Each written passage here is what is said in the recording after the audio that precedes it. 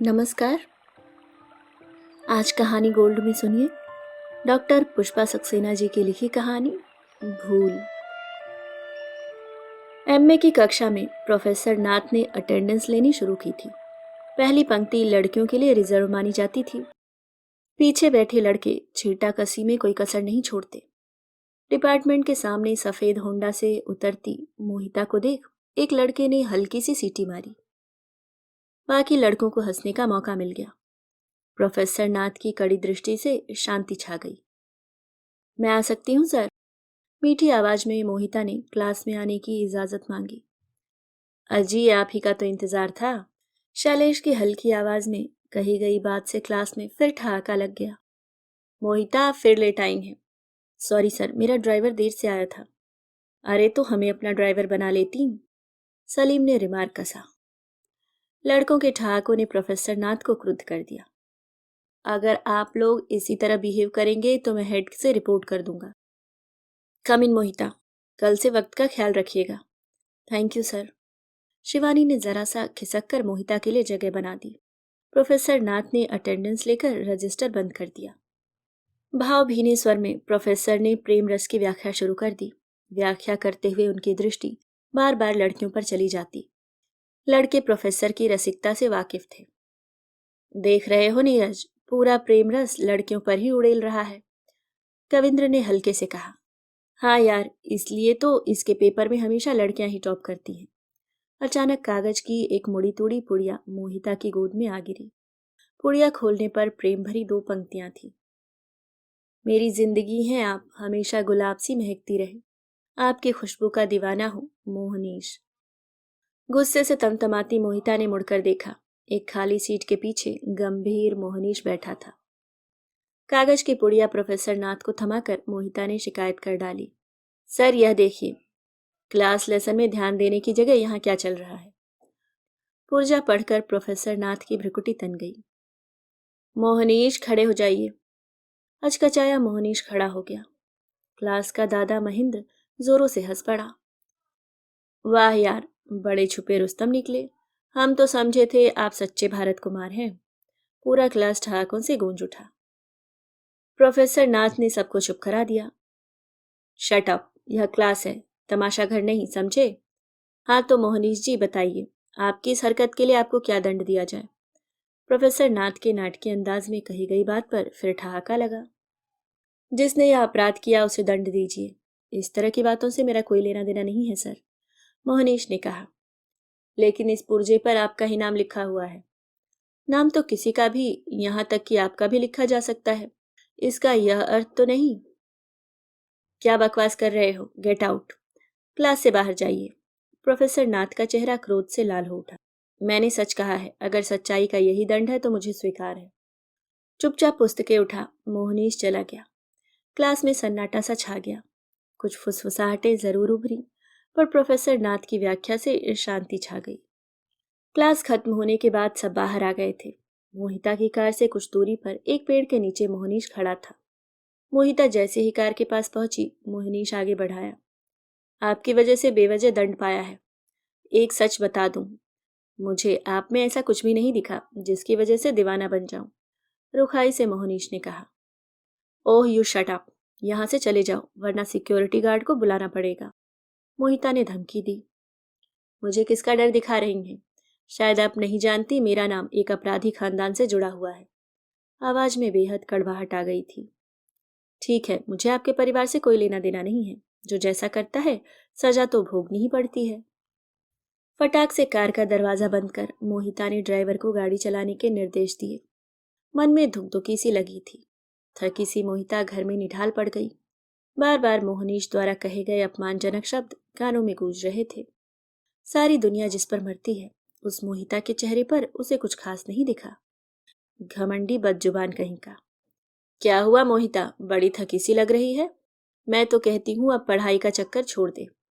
राहुल तो बस तेरी हाँ के इंतजार में रुका है, वरना उसके लिए लड़कियां कतार लगाए खड़ी हैं। माँ ने प्यार से मोहिता के माथे पर हाथ रखकर पूछा।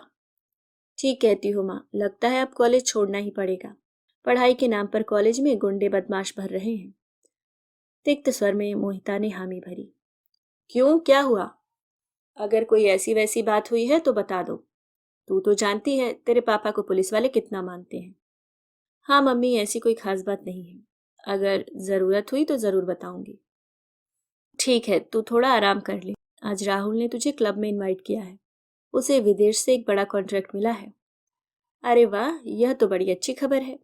अब तो राहुल हाई फाई हो गया, बड़े ठाठ हो जाएंगे उसके। ये सारे ठाठ तेरे लिए ही तो है मोहिता। माँ के चेहरे पर खुशी थी। राहुल मोहिता के पापा सेठ सूर्यनाथ के मित्र राजेंद्र कुमार का बेटा था। शुरू से महत्वाकांक्षी राहुल बहुत व्यवहारिक भी था। शहर के नामी उद्योगपति की इकलौती बेटी मोहिता से विवाह करने में बहुत से फायदे थे। विवाह उपरांत सेठ की सारी संपत्ति का अंततः वही तो वारिस था। मोहिता के माँ बाप की दृष्टि में एमबीए राहुल मोहिता के लिए एक सुयोग्य वर ही था। सेठ सूर्यनाथ की फैक्ट्री और काम वह बखूबी संभाल लेगा। मोहिता और राहुल भी एक दूसरे को पसंद करते थे। शाम को अपना मनपसंद फालसेई सलवार सूट पहन मोहिता क्लब जाने को तैयार थी। ड्राइवर ने गाड़ी लाकर खड़ी कर दी। माँ ने मोहिता को ऊपर से नीचे निहार मुस्कुराकर अपनी पसंद जाहिर कर दी। गले और कानों में फालसेई मोती मोहिता के गोरे रंग पर खूब अच्छे लग रहे थे। क्लब में आज एक नया प्रोग्राम था। एक युवा गीतकार अपनी गजलें पेश करने वाला था। प्रोग्राम सुनते ही राहुल ने मुंह बनाया। ओह नो, क्लब में गजलें सुनाकर खासा बोर करेंगे। यह नया सेक्रेटरी कुछ ज्यादा ही गीत गजल पसंद करता है। क्या तुम्हें गजलें सुनना पसंद नहीं? मुझे तो गजल के कैसेट सुनना ही अच्छा लगता है। चलो, आज तुम्हारे कॉन्ट्रैक्ट को बढ़िया ढंग से सेलिब्रेट करेंगे। अरे मैंने तो सोचा था आज कोई डांस पार्टी होगी। एनी हाउ, अगर तुम्हें यही पसंद है तो यही सही। भाई, हम तो आपके हुक्म के बंदे हैं।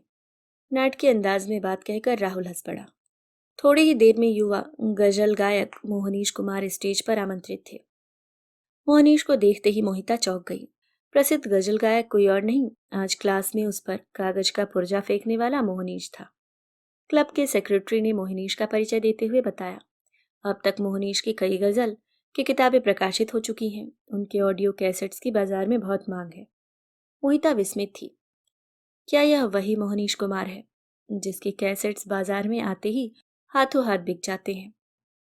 खुद मोहिता के पास मोहनीश कुमार की गजलों के कई कैसेट हैं। न जाने क्यों बहुत मांग होने पर भी मोहनीश कुमार ने वीडियो कैसेट्स बनाने के लिए स्वीकृति नहीं दी। आजकल बाजार में मोहनीश कुमार के नए कैसेट्स नहीं मिल रहे हैं। सधी आवाज में मोहनीश ने गजल शुरू की। मुझसे पहली सी मोहब्बत मेरे महबूब न मांग, मुझसे पहली सी मोहब्बत मेरे महबूब न मांग। सब मंत्रमुग्ध सुनते रह गए। मोहनीश एक के बाद दूसरी और तीसरी गजलें सुनाता रहा। उस बीच राहुल 3-4 बार ड्रिंक्स लेता रहा। मन ही मन क्लब के सेक्रेटरी से बात करने की सोचता रहा।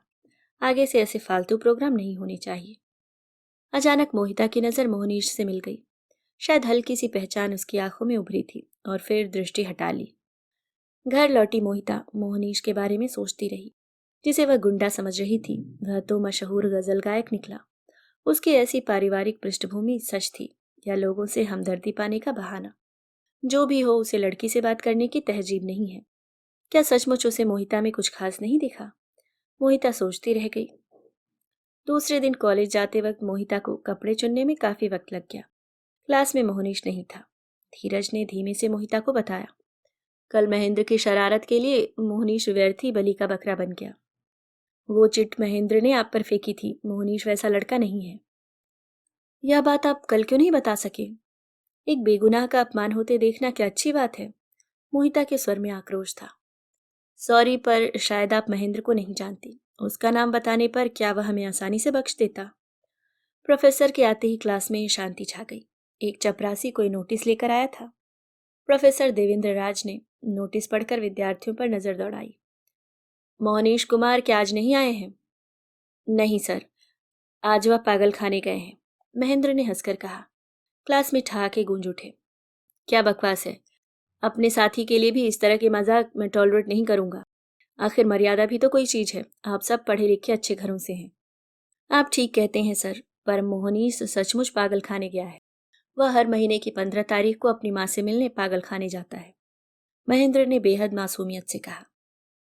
यस सर, मोहनीश की माँ पागल है। महेंद्र ठीक कह रहा है। सलीम ने महेंद्र की बात की पुष्टि कर दी। स्ट्रेंज, एबनॉर्मल माँ का इतना जीनियस बेटा। जानते हैं इस नोटिस में क्या सूचना आई है? क्या सूचना आई है सर? महेंद्र ने व्यंग से पूछा। मोहनीश ने पूरी यूनिवर्सिटी के बीए एग्जाम्स में टॉप किया है। इंग्लिश लिटरेचर में पिछले 5 वर्षों के सर्वोच्च अंकों का रिकॉर्ड तोड़ा है। नोटिस द्वारा मोहनीश को यूनिवर्सिटी स्कॉलरशिप के साथ उत्तर प्रदेश की योग्यता छात्रवृत्ति दी जाने की सूचना भेजी गई थी। क्लास में सन्नाटा छा गया। शानदार पैंट कमीज की जगह मामूली कुर्ते पजामे में आने वाला मोहनीश सचमुच जीनियस था। मोहिता सोच में पड़ गई। पागल माँ का कलंक ढोता मोहनीश पढ़ाई पर कैसे ध्यान दे पाता होगा? क्या इसी वजह से उसकी गजलों में इतना दर्द है? अचानक बेहद मामूली सा मोहनीश सबकी नजरों में बहुत ऊंचा उठ गया।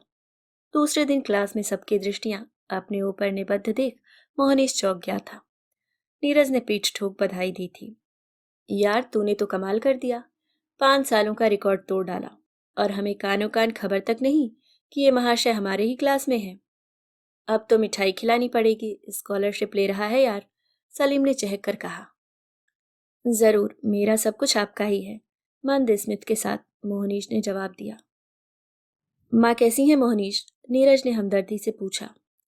कोई खास फर्क नहीं पड़ा है, डॉक्टर का कहना है कोई चमत्कार ही उन्हें सामान्य बना सकेगा, उदास मोहनीश ने जवाब दिया। कार के पास खड़ी मोहिता शायद मोहनीश का इंतजार कर रही थी। मोहनीश अकेला ही घर तक की लंबी दूरी पैदल तय करता था।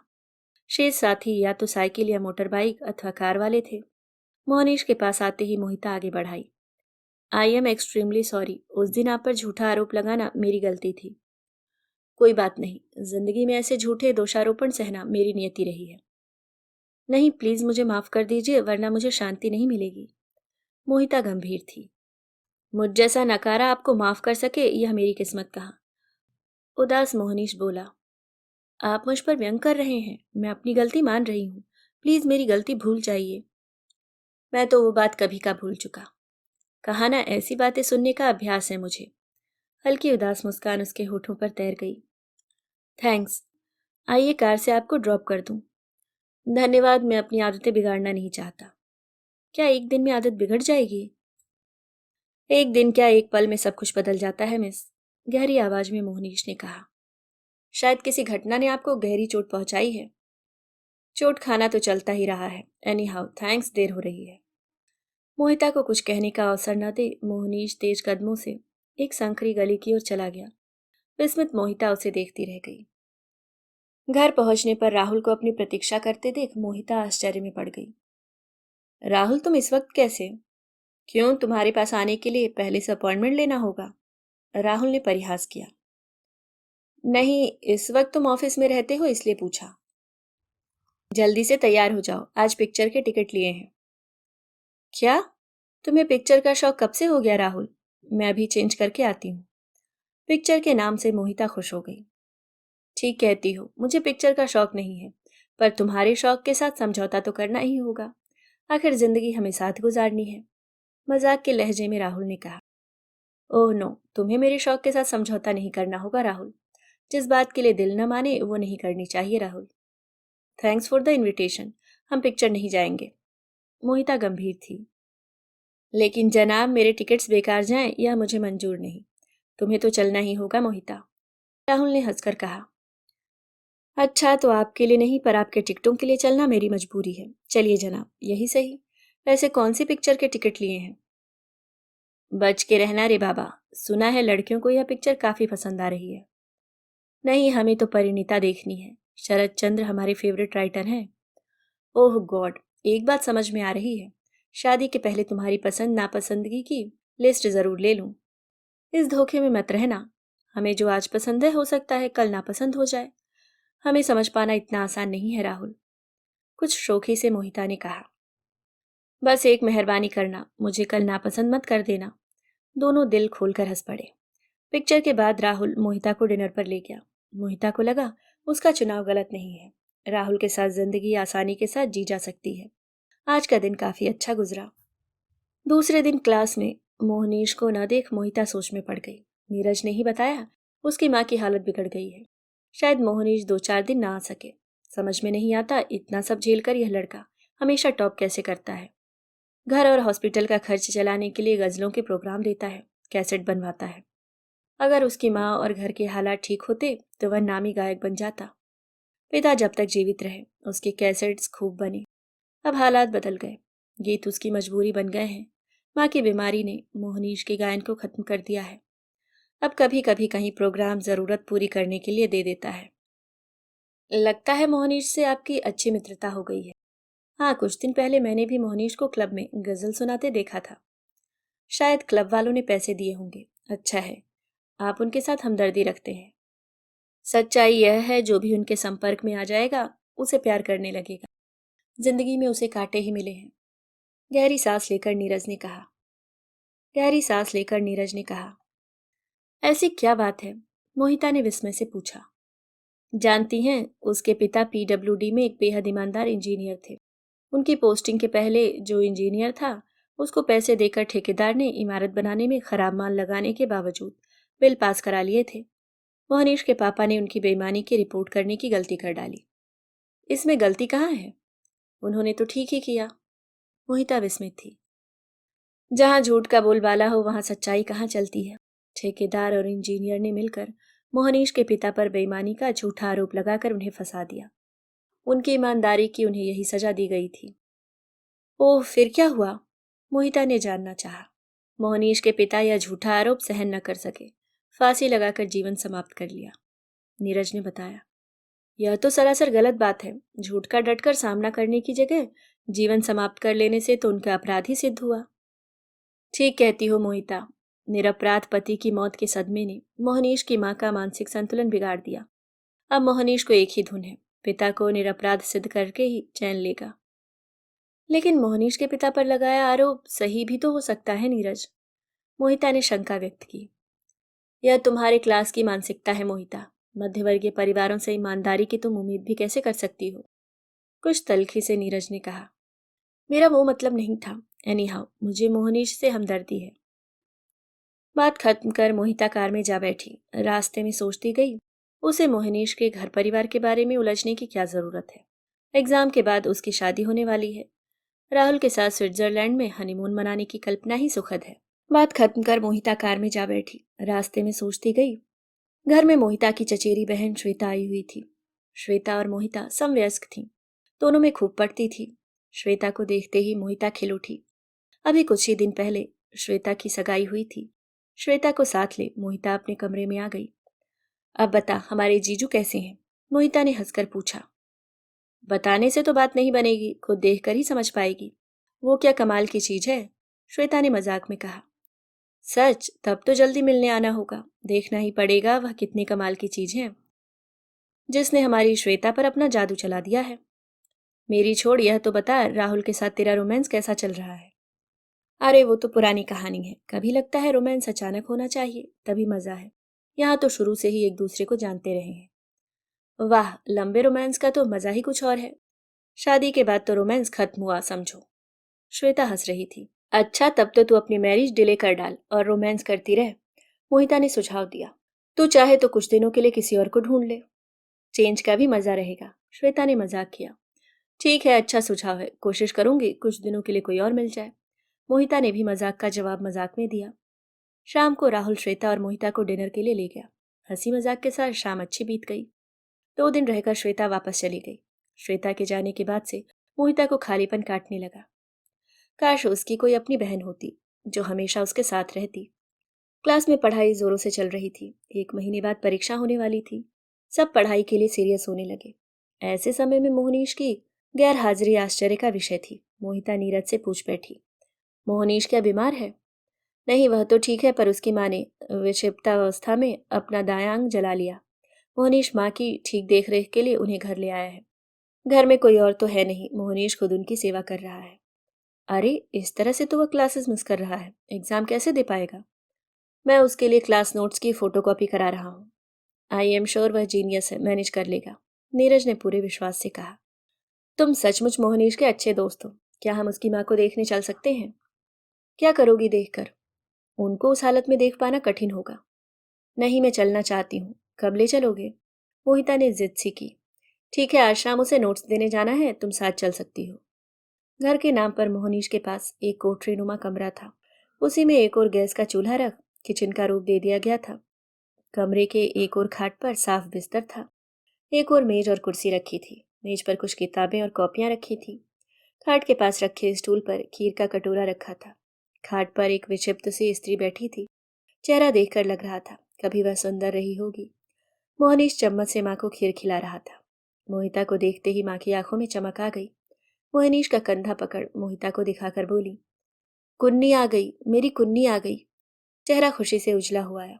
मोहनीश ने मोहिता को बैठने के लिए कुर्सी की ओर इशारा किया। नीरज आराम से खाट के पायताने बैठ गया।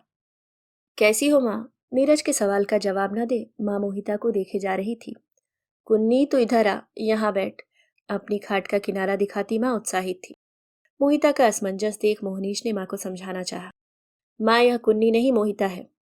अरे मुझे बहला रहा है, मैं कुन्नी को क्या नहीं पहचानती। तेरी सगाई जल्दी ही कुन्नी से करूंगी। माँ के चेहरे पर खुशी छलक रही थी। अब मोहिता और मोहनीश दोनों संकोच से सिमट से गए। नीरज ने बात संभाल ली। माँ, आज हम जाते हैं, कल कुन्नी फिर आ जाएगी। हम चलते हैं मोहनीश, ये रहे तेरे नोट्स। नीरज ने नोट्स मोहनीश की ओर बढ़ा दिए। थैंक्स नीरज, अगर तुम न होते तो कौन मेरी मदद करता। मोहनीश अभिभूत था। फॉर्मेलिटी रहने दे यार, टॉप करेगा तो मिठाई खा लूंगा। टॉप करना तो अब आसान नहीं है, माँ की हालत देख रहे हो ना। मोहिता जी, आपका भी आभारी हूँ, आपने यहाँ आने का कष्ट उठाया। यह तो मेरा फर्ज था। आई विश आपकी माँ जल्दी से अच्छी हो जाए। थैंक्स। रात में मोहनीश की माँ का चेहरा बार बार मोहिता की आंखों के सामने आता रहा। कौन है यह कुन्नी? माँ ने उसमें कुन्नी जैसा क्या देखा? उसकी सगाई वह मोहनीश से कराना चाहती है। कहाँ है वो कुन्नी? मोहनीश माँ से बेहद प्यार करता है। काश वह उसकी कोई मदद कर पाती।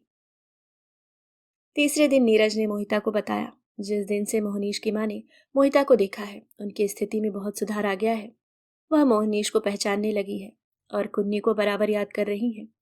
मोहनीश का अनुरोध है, अगर वह कुछ समय निकालकर मोहनीश की माँ से मिल सके तो उस पर मोहिता का एहसान होगा। एक अस्वस्थ स्त्री की सहायता करना मोहिता को कठिन काम नहीं लगा था। हर दूसरे तीसरे दिन मोहनीश के घर जाकर उसकी माँ की कुन्नी बन मोहिता घर में खुशी का माहौल बना आती। मोहनीश की माँ अब काफी सामान्य हो रही थी। मोहनीश के मुकाबले कुन्नी के हाथ से पत्थ लेना माँ को अच्छा लगता। मोहनीश और नीरज की बातों में मोहिता का समय पंख लगाकर उड़ जाता। गंभीर मोहनीश इतना परिहास प्रिय हो सकता है, मोहिता सोच भी न सकी।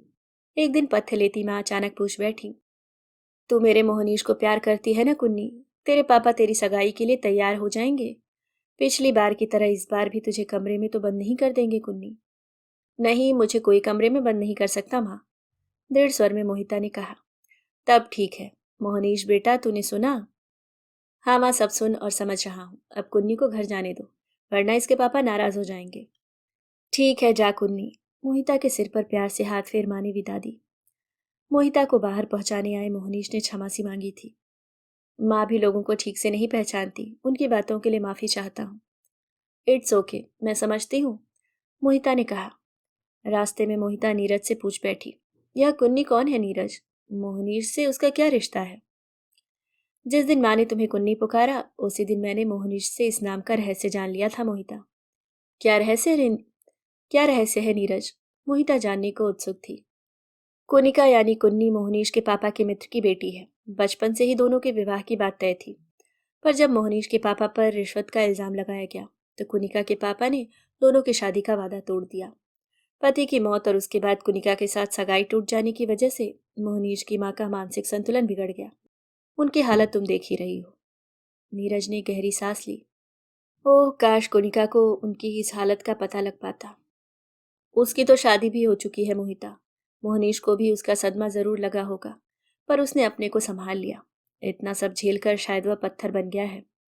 अचानक एक दिन मोहिता से मोहनीश अनुरोध कर बैठा, अगर आप थोड़ा सा वक्त माँ को दे सकें तो शायद उनकी स्थिति में जल्दी सुधार आ जाए। इसके लिए हमेशा आभारी रहूंगा। ठीक है, कोशिश करूंगी। उस दिन के बाद से घर लौटती मोहिता मोहनीश के साथ उसके घर थोड़ी देर को रुक जाती। कभी कभी नीरज भी उनके साथ हो लेता। मोहनीश की मेधा उसकी बातों में झलकती। हर विषय पर वह बड़े अधिकार से बात करता। नीरज के अनुरोध पर कभी वह गीत या गजल भी सुना देता। उस समय माँ का चेहरा चमक उठता। मोहनीश की तेजस्विता असंदिग्ध थी। नीरज के लाए नोट्स के अलावा मोहनीश न जाने कहाँ से नए तथ्य और बातें जान लेता।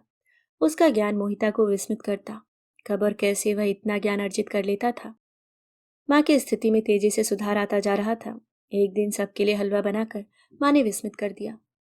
एक दिन नीरज परिहास कर बैठा, माँ को तो अपनी कुन्नी मिल गई, अब मोहनीश को अपनी कुनिका को पाना है।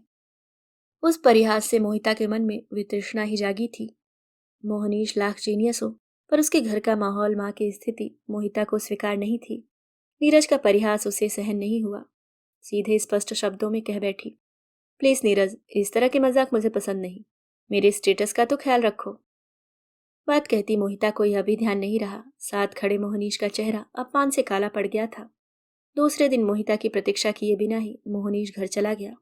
नीरज ने सूचित किया था, तुम्हें अब मोहनीश के घर जाने की जरूरत नहीं है। उसने माँ को फिर हॉस्पिटल में एडमिट करा दिया है। क्यों? घर में तो उनकी स्थिति में सुधार आ रहा था। मोहनीश को उसका स्टेटस याद दिलाकर तुमने उसकी मदद ही की है। अब उसे धुन है, कुछ बनकर ही दिखाएगा। कड़वे स्वर में नीरज ने कहा। मोहिता को अपनी कही बात याद हो आई, पर अब तो तीर हाथ से निकल चुका था। मोहनीश के घर ताला लटका मिला था। मोहिता पछताती, वह यह कैसी गलती कर बैठी। अपनी धन संपत्ति का तो उसे कभी अभिमान नहीं था। दूसरे दिन क्लास में भी मोहनीश प्रोफेसर के साथ आया और तुरंत चला गया। 2 दिन बाद वह मोहनीश को पा सकी थी। मोहनीश, मुझे माफ कर दो, मेरा वैसा कोई मतलब नहीं था। सच बात के लिए माफी मांगने की जरूरत नहीं है। सचमुच मैं अपने को भूल गया था। आपसे वो सब मांग बैठा जिसका मैं पात्र नहीं था। कहाँ मैं, कहाँ। अच्छा हुआ आपने मुझे मेरी जगह याद दिला दी। थैंक्स। मोहिता को कुछ कहने का अवसर न दे मोहनीश तेजी से चला गया। मोहिता अपराधी बनी खड़ी रह गई। राहुल 4 सप्ताह के लिए विदेश गया था। वापसी में मोहिता के लिए ढेर सारे उपहार लाया था। सच तो यह है, मोहनीश से न मिल पाने पर न जाने क्यों वह बहुत अकेलापन महसूस कर रही थी। मोहनीश के साथ वह अपने को कितना पूर्ण पाती थी। राहुल के मुकाबले मोहनीश का साथ उसे ज्यादा अच्छा लगता था। राहुल और उसके लाए हुए उपहार देखकर मोहिता खिल उठी। राहुल ने मजाक किया, कहिए मोहतरमा, आपका समाज सेवा का भूत उतर गया। सुना है किसी पागल स्त्री का इलाज कर रही थी। वैसे सच्चाई यह है कि आप अच्छे भले इंसान को पागल बना दें। अब देखिए, मैं ही आपका दीवाना बन गया हूँ। अचानक मोहिता का चेहरा उतर गया। एग्जाम खत्म होने के बाद ही मोहनीश न जाने कहाँ गायब हो गया। उसकी माँ हॉस्पिटल में नहीं थी। नीरज भी परेशान था। उधर घर में मोहिता की परीक्षा खत्म होते ही मोहिता की शादी की तैयारियां शुरू हो गई। शादी के बाद राहुल को मोहिता के पापा का बिजनेस संभालना था। राहुल का शुरू से ही घर में आना जाना था। बिजनेस में उसकी बराबर की भागीदारी पहले से ही तय थी। श्वेता का होने वाला पति विदेश चला गया था, अतः शादी 6 महीनों के लिए टल गई थी। श्वेता के आने से घर में रौनक हो गई। न जाने क्यों मोहिता के मन पर एक अव्यक्त उदासी सी छाई हुई थी। एक अपराध बोध उसे कचोटता रहता। जाने अनजाने मोहनीश का उदास अपमानित चेहरा आंखों के सामने कौन जाता। खुशी से उमगती मोहिता की जगह अनमनी मोहिता ने श्वेता को चौंका दिया। पूछ बैठी, क्या बात है मोहिता, कहीं राहुल से कोई अनबन तो नहीं हो गई? शादी के 2 दिन बचे हैं और तू ऐसी खोई खोई सी है। नहीं, ऐसा कुछ नहीं हुआ। फिर क्या बात है? अपने मन की बात बताने से मन हल्का हो जाता है। मोहिता अनायास ही मोहनीश के बारे में सब बता गई। उसकी तेजस्विता और मेधा से वह अभिभूत थी। फिर भी वह उसका अपमान कर गई। मोहनीश उसे पसंद था। उसे छोटे स्टेटस वाला कहकर उसने भारी अपराध किया है। वैसे ऐसा भी नहीं है कि वह किसी छोटे खानदान से संबंधित था। सच तो यह है, अगर उसके पिता जीवित होते तो वह एक सम्मानित परिवार का इकलौता वारिस होता। काश उसके पिता ने अन्याय के विरुद्ध संघर्ष किया होता, चोर मोहनीश पर इस तरह अपना दायित्व न छोड़ा होता। हमेशा टॉप करने वाले प्रतिभाशाली गायक मोहनीश को उसके स्टेटस की याद दिलाकर मोहिता ने अक्षम्य अपराध किया है। परिस्थितियों ने एक प्रतिभाशाली गायक मेधावी छात्र को कुचल कर रख दिया है। मोहिता मोहनीश का अपमानित चेहरा नहीं भुला पा रही है। बार बार वह चेहरा जहन में कौन जाता है। क्या करे मोहिता? मोहिता की बात समाप्त होने पर उसके उदास चेहरे को एक पल ताक श्वेता पूछ बैठी, सच कह, कहीं तो मोहनीश से प्यार तो नहीं करने लगी है? छी, क्या कह रही है? भला मैं मोहनीश से प्यार कर सकती हूँ? तेरी बातों से तो यही लगता है, वरना शादी के 2 दिन पहले राहुल के बारे में सोचने की जगह मोहनीश को याद न करती। देख, अभी भी वक्त है, अगर चाहे तो मोहनीश को बुलाकर बात कर लो। कहाँ से बुलाओगी उसे श्वेता? एग्जाम्स के बाद वह ऐसा गायब हुआ कि कहीं अता पता ही नहीं छोड़ा। मोहिता का कंठ रुद्ध हो गया। इसका मतलब वह तो तुझे जरूर चाहने लगा था। तेरी बात का आघात वह सह नहीं सका। अब हम क्या करें श्वेता, हम मोहनीश के गुनहगार हैं। तू राहुल से प्यार करती है? श्वेता ने मोहिता की आंखों में आंखें डालकर सीधा सवाल किया। हाँ, शायद इस बारे में कभी सोचने की जरूरत ही नहीं पड़ी। हम दोनों शुरू से साथ साथ ही रहे हैं। मोहिता जैसे सोच में पड़ गई।